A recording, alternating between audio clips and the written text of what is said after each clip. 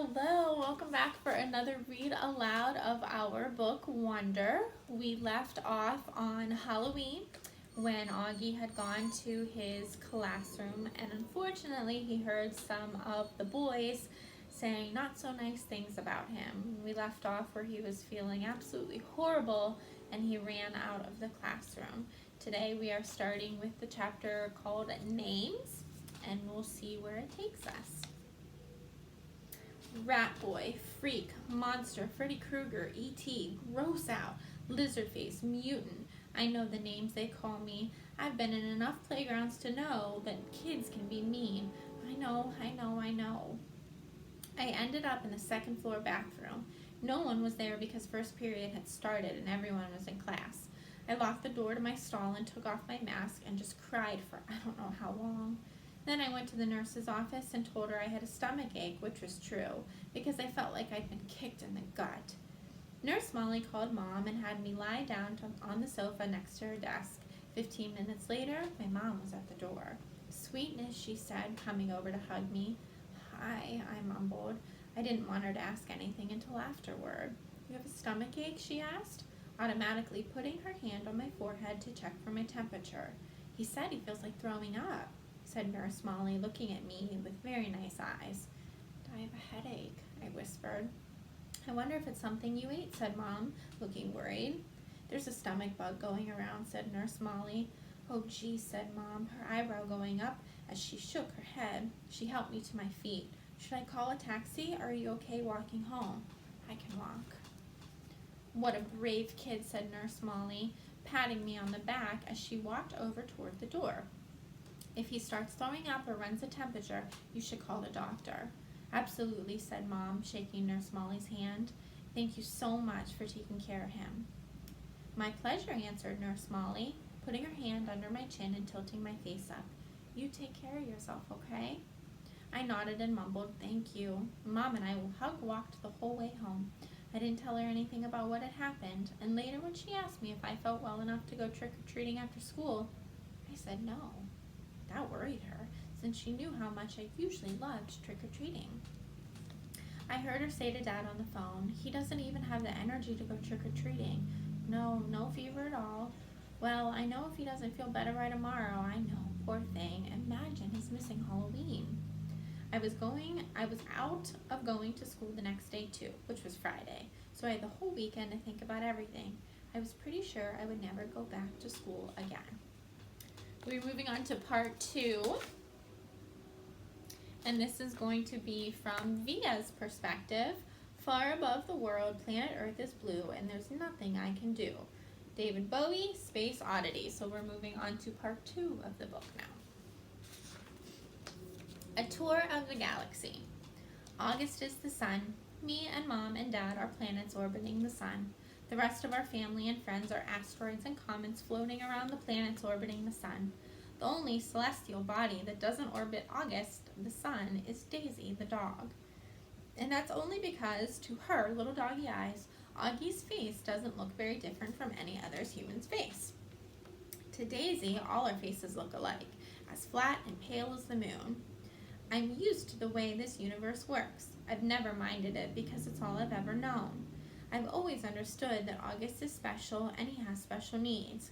If I was playing too loudly as he was trying to take a nap, I knew I would have to play something else because he needed his rest after some procedure, or other had left him weak and in pain.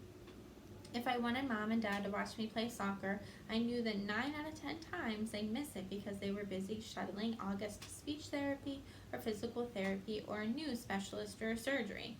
Mom and Dad would always say that I was the most understanding little girl in the world. I don't know about that, just that I understand that there was no point in complaining. I've seen August after his surgeries, his little face bandaged up and swollen, his tiny body full of IVs and tubes to keep him alive. After you've seen someone go through that, it feels kind of crazy to complain over not getting the toy you had asked for, or your mom missing a school play. I knew this even when I was 6 years old. No one ever told it to me. I just knew it. So I've gotten used to not complaining, and I've gotten used to not bothering Mom and Dad with the little stuff. I've gotten used to figuring out things on my own, how to put toys together, how to organize my life so I don't miss friends' birthday parties, how to stay on top of my schoolwork so I never fall behind in class. I've never asked for help with my homework, never needed reminding to finish a project or study for a test. If I was having trouble with a subject in school, I'd go home and study it until I figured it out on my own. I taught myself how to convert fractions into decimal points by going online. I've done every school project pretty much by myself. When Mom and Dad asked me how things were going in school, I've always said good, even when it wasn't always that good. My worst day, worst fall, worst headache, worst bruise, worst cramp, worst mean thing anyone could ever say has always been nothing compared to what August has gone through. This isn't me being noble, by the way. It's just the way I know what it is. And this is the way it's always been for me, for the little universe of us. But this year, there seems to be a shift in the cosmos. The galaxy is changing. Planets are falling out of alignment. I think it's going to be interesting for us to see this book and things that happen through Via's eyes instead of August's eyes this time. Before August. I honestly don't remember my life before August came into it. I look at pictures of me as a baby, and I see Mom and Dad smiling happily, holding me. I can't believe how much younger they looked back then. Dad was this hipster dude, and Mom was this cute Brazilian fashionista. There's one shot of me at my 3rd birthday. Dad's right behind me while Mom's holding the cake with 3 lit candles, and in the back of us are Tata and Papa, Grams, Uncle Ben, Uncle Kate, and Uncle Poe. Everyone's looking at me and I'm looking at the cake. You can see in that picture how I really was the first child, first grandchild, first niece. I don't remember what it felt like, of course, but I can see it plain as can be in those pictures. I don't remember the day they brought August home from the hospital. I don't remember what I said or did or felt when I saw him for the first time, though everyone has a story about it. Apparently, I just looked at him for a long time without saying anything at all, and then finally I said, "It doesn't look like Lily." That was the name of a doll that Grants had given me when Mom was pregnant so I could practice being a good sister. It was one of those dolls that are incredibly lifelike, like I had carried it everywhere for months, changing its diaper, feeding it. I'm told I even made a baby sling for it. The story goes that after my initial reaction to August, it only took a few minutes, according to Grants, or a few days, according to Mom, before I was all over him, kissing him, cuddling him, baby talking to him. After that, I never so much as touched or mentioned Lily ever again. Seeing August. I never used to see August the way other people saw him. I knew he didn't look exactly normal, but I really didn't understand why strangers seemed so shocked when they saw him. Horrified, sickened, scared. There were so many words I can use to describe the looks on people's faces. And for a long time, I didn't get it. I'd just get mad. Mad when they stared. Mad when they looked away. What the heck are you looking at, I'd say to people, even grown-ups. Then, when I was about 11, I went to stay with Grans in Montauk for 4 weeks while August was having his big jaw surgery. This was the longest I'd ever been away from home, and I'd have to say it was so amazing to suddenly be free of all the stuff that made me so mad. No one stared at Grans and me when we went to town to buy groceries. Nobody pointed at us. No one even noticed us. Grans was one of those grandmothers who would do anything for their grandkids. She'd run into the ocean if I asked her to, even if she had nice clothes on. She'd let me play with her makeup and didn't mind if I used it on her face to practice my face painting skills. She'd even take me for ice cream, even if we hadn't eaten dinner yet. She'd draw chalk horses on the sidewalk in front of her house. One night while we were walking back from town, I told her that I wished I could live with her forever. I was so happy there. I think it might have been the best time in my life. Coming home after 4 weeks felt very strange at first. I remember very vividly stepping through the door and seeing August running over to welcome me home. And for this tiny fraction of a moment, I saw him not the way I'd always seen him, but the way that other people see him. It was only a flash, an instant when he was hugging me, so happy that I was home, but it surprised me because I'd never seen him like that before. And I never felt what I was feeling before either, a feeling that I hated myself for having the moment I had it. But as he was kissing me with all his heart, all I could see was the drool coming down from his chin. And suddenly there I was, like all those people who would stare or look away. Horrified, sickened, scared. Thankfully, that only lasted for a second. The moment I heard August laugh, his raspy little laugh, it was over. Everything was back to the way it had been before. But it opened a door for me, a little peephole. On the other side of the peephole, there were two Augusts. The one I saw blindly, and the ones that other people saw. I think the only person in the world I could have told any of this to was Grans, but I didn't. It was too hard to explain over the phone. I thought maybe when she came for Thanksgiving that I'd tell her what I felt. But just 2 months after I stayed with her in Montauk, my beautiful Grans died. It was so completely out of the blue. Apparently she had checked herself into the hospital because she'd been feeling nauseous. Mom and I drove to see her, but it's a 3-hour drive from where we live, and by the time we got to the hospital, Grans was gone. A heart attack, they told us, just like that. It's so strange how one day you can be on this earth and the next day not. Where did she go? Will I ever see her again? Or is this a fairy tale? You see movies and TV shows where people receive horrible news in hospitals, but for us, with all of our many trips to the hospital with August, there had always been good outcomes. What I remember the most from the day that Grans died is Mom literally crumpling to the floor in slow, heavy sobs, holding her stomach like someone had just punched her. I've never ever seen Mom like that. Never heard sounds like that come out of her. Even through all of August's surgeries, Mom always put on a brave face. On my last day in Montauk, Grans and I had watched the sunset on the beach. We had taken a blanket to sit on, but it had gotten chilly, so we wrapped it around us and cuddled and talked until there wasn't even a sliver of sun left over the ocean. And then Grans told me that she had a secret to tell me. She loved me more than anyone else in the world. Even August, I asked? She smiled and stroked my hair like she was thinking about what to say. I love Augie very, very much, she said softly. I can still remember the Portuguese accent, the way she rolled her R's. But he has many angels looking out for him already, Via. And I want you to know that you have me looking out for you, okay? I want you to know that you are number one for me. You are mine. She looked out to the ocean and spread her hands out like she was trying to smooth out the waves. You are my everything. You understand me. I understood her, and I knew why she said it was a secret. Grandmothers aren't supposed to have favorites. Everyone knows that. But after she died, I held on to that secret and let it cover me like a blanket. August through the peephole. His eyes are about an inch below where they should be on his face, almost to halfway down his cheeks. They slant downward at an extreme angle, almost like diagonal slits that someone cut into his face, and the left one is noticeably lower than the right one. They bulge outward because his eye cavities are too shallow to accommodate them. The top eyelids are always halfway closed, like he's on the verge of sleeping. The lower lids sag so much that they always look like a piece of invisible string is pulling them downward. You can see the red part on the inside, like they're almost inside out. He doesn't have eyebrows or eyelashes. His nose is disproportionately big for his face and kind of fleshy. His head is pinched in on the sides where his ears should be, like someone used giant pliers and crushed the middle part of his face. He doesn't have cheekbones. There are deep creases running down both sides of his nose to his mouth, which gives him a waxy appearance. Sometimes people assume that he'd been burned in a fire. His features look like they've been melted, like the drippings on the side of a candle. Several surgeries to correct his lip have left a few scars around his mouth, the most noticeable one being a jagged gash running from the middle of his upper lip to his nose. His upper teeth are small and splay out.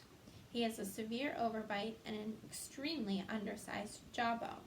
He has a very small chin. When he was very little, before a piece of his hip bone was surgically implanted into his lower jaw, he really had no chin at all. His tongue would just hang out of his mouth with nothing underneath to block it. Thankfully, it's all better now. He can eat, at least. When he was younger, he had a feeding tube, and he can talk. And he's learned to keep his tongue inside of his mouth, though that took him several years to master. He's also learned to control the drool that used to run down his neck. These are considered miracles. When he was a baby, the doctors didn't think that he'd live.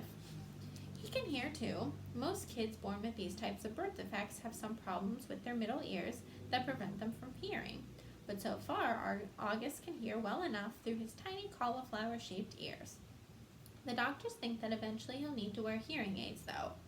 August hates the thought of this. He thinks that hearing aids will get noticed too much. I don't tell him that the hearing aids would be the least of his problems, of course, because I'm sure he knows this already. Does August see how other people see him? Or has he gotten so good at pretending not to see that it doesn't bother him? Or does it bother him? When he looks in the mirror, does he see the Augie Mom and Dad see? Or does he see the Augie everyone else sees? Or is there another August he sees, someone in his dreams behind the misshapen face and forehead? Sometimes when I look at Gran's, I could see the pretty girl she used to be underneath the wrinkles. I could see the girl from Ipanema inside the old lady walk. Does August see himself as he might have looked without the single gene that caused the catastrophe of his face? I wish I could ask him all this stuff. I wish he could tell me how he feels. He used to be easier to read before the surgeries. You knew that when his eyes squinted, he was happy. When his mouth went straight, he was being mischievous. When his cheeks trembled, he was about to cry. He looks better now, no doubt about that, but the signs we used to gauge his moods are all gone. There are new ones, of course. Mom and Dad can read every single one, but I'm having trouble keeping up. And there's a part of me that doesn't want to keep trying. Why can't he just say what he's feeling like everyone else? He doesn't have a trach tube in his mouth anymore that keeps him from talking. His jaw's not wired shut. He's 10 years old. He can use his words, but we circle around him like he's still the baby that he used to be. We change plans, go to plan B, interrupt conversations, go back on promises depending on his moods, his whims, his needs. That was fine when he was little, but he needs to grow up now. We need to let him, help him, make him grow up. Here's what I think. We've all spent so much time trying to make August think that he's normal that he actually thinks that he is normal. And the problem is, he's not. High school. What I always loved most about middle school was that it was separate and different from home. I could go there and be Olivia Pullman, not Via, which is my name at home. Via was what they called me in elementary school too. Back then, everyone knew all about us, of course. Mom used to pick me up after school and August was always in the stroller. There weren't a lot of people who were equipped to babysit for Augie, so Mom and Dad brought him to all my class plays and concerts and recitals, all the school functions, the bake sales, and the book fairs. My friends even knew him. My friends' parents knew him, my teachers knew him, the janitors knew him. August was something of a fixture at PS 22. But in middle school, a lot of people didn't know about August. My old friends did, of course, but my new friends didn't. Or if they knew, it wasn't necessarily the first thing they'd ask me. Maybe it was the second or third thing they'd hear about me. Olivia? Yeah, she's nice. Did you hear she has a brother who's deformed? I always hated that word, but I knew it was how people described Augie. And I knew those kinds of conversations probably happened all the time out of earshot. Every time I left the room at a party or bumped into a group of friends at a pizza place. And that's okay. I'm always going to be the sister of a kid who has a birth defect. That's not the issue. I just don't always want to be defined that way. The best thing about high school is that hardly anybody knows me at all, except Miranda and Ella, of course, and they know not to go around talking about it. Miranda, Ella, and I have known each other since the first grade. What's so nice is we never have to explain things to one another. When I decided I wanted them to call me Olivia instead of Via, they got it without having me to explain. They've known August since he was a little baby. When we were little, our favorite thing to do was play dress up with Augie, load him up with feather boas and big hats and Hannah Montana wigs. He used to love it, of course, and we thought he was adorably cute in his own way. Ella said he reminded her of E.T. She didn't say this to be mean, of course. The truth is, there's a scene in the movie when Drew Barrymore dresses E.T. in a blonde wig, and that was a ringer for Augie in our Miley Cyrus heyday. Throughout middle school, Miranda, Ella, and I were pretty much our own little group, somewhere between super popular and well-liked, not brainy, not jocks, not rich, not druggies, not mean, not goody-goody, not huge, not flat. I don't know if the three of us found each other because we were so alike in so many ways, or that because we found each other, we've become so alike in so many ways. We were so happy when we all got into Faulkner High School. It was such a long shot that all three of us would be accepted, especially when almost no one else from our middle school was. I remember how we screamed into our phones the day we got our acceptance letters. This is why I haven't understood what's been going on with us lately. Now that we're actually in high school, it's nothing like how it used to be. So we are going to continue hearing things from Via's point of view. Are you starting to see the difference between the two? Because there definitely are some. We will be back in a couple days to finish more of our Read Aloud of Wonder. Have a good rest of your day, and I will see you soon.